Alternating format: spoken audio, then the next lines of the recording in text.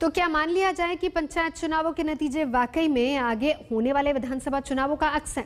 BJP तो कम से कम यही बता और जता रही है, लेकिन विरोधी पार्टियों का आरोप यह है कि पंचायत के नतीजे चुनाव कम और खेल ज्यादा है। वैसे गौर से देखें तो चुनावी तस्वीर उतनी चमकदार नहीं जितनी पहले नजर में दिखती थी।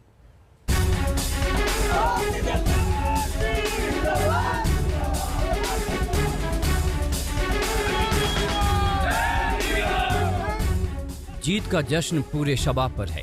पंचायत चुनाव में इतने ताबड़तोड़ प्रदर्शन से बीजेपी में बधाइयों का सिलसिला चल रहा है।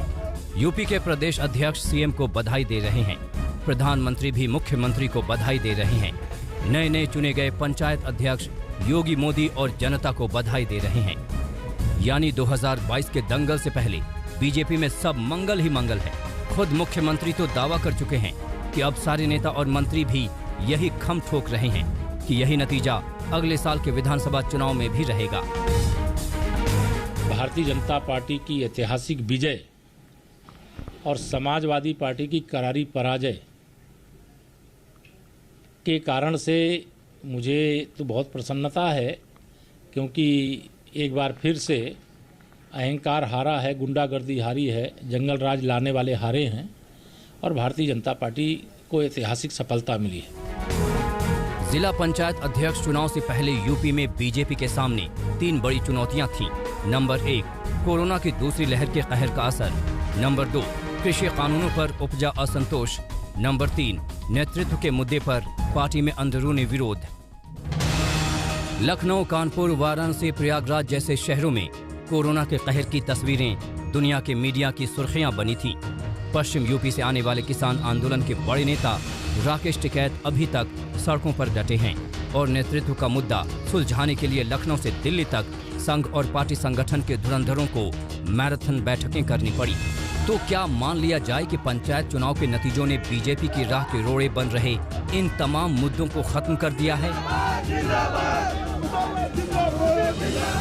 क्योंकि नतीजे तो यही बता रहे हैं कि किसान आंदोलन के अगुवा राकेश टिकैत अपना गढ़ मुजफ्फरनगर भी नहीं बचा पाए। भारतीय किसान यूनियन ने केंद्रीय मंत्री संजीव बालियान के भाई को अपना समर्थन दिया था, लेकिन बीजेपी समर्थित उम्मीदवार 26 वोट से जीत गए। हालांकि राकेश टिकैत इस जीत को कुछ अलग ही गणित बता रहे हैं। उनके कैंडिडेट जैसे गाजियाबाद में 2 जीते और अध्यक्ष निर्विरोध चुन गया, तो और ऐसी तरह से पूरा उसमें जीते। उनको वोट क्या % मिली? वोट उनको मिली 30% से भी कम जिला पंचायत में, और उनकी जीत हुई करीब 95%, 95%। तो कौन से गणित का मास्टर है जो इन्हें को पढ़ाता है? उसको हमको भी पढ़वा दो भाई सबको।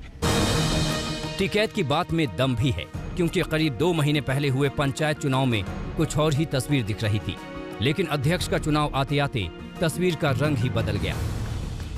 सीधे मतदान में समाजवादी पार्टी के समर्थन वाले 747 उम्मीदवार जीते, लेकिन अध्यक्ष बने सिर्फ 5, जबकि बीजेपी के समर्थन वाले 690 उम्मीदवार चुनाव में जीत कर आए, लेकिन अध्यक्ष बने 67।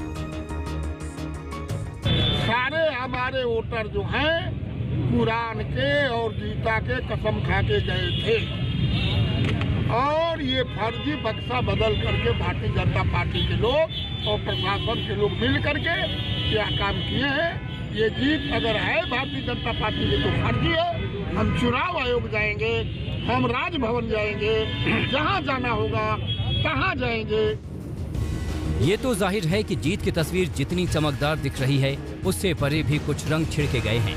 इसी बात को लेकर कल वोटिंग के दौरान कई जगहों पर एसपी और बीजेपी के बीच झड़पें भी हुई, लेकिन बीजेपी सारे आरोपों को विपक्ष की हताशा कहकर खारिज कर रही है। लखनऊ से कुमार अभिषेक के साथ आज तक ब्यूरो।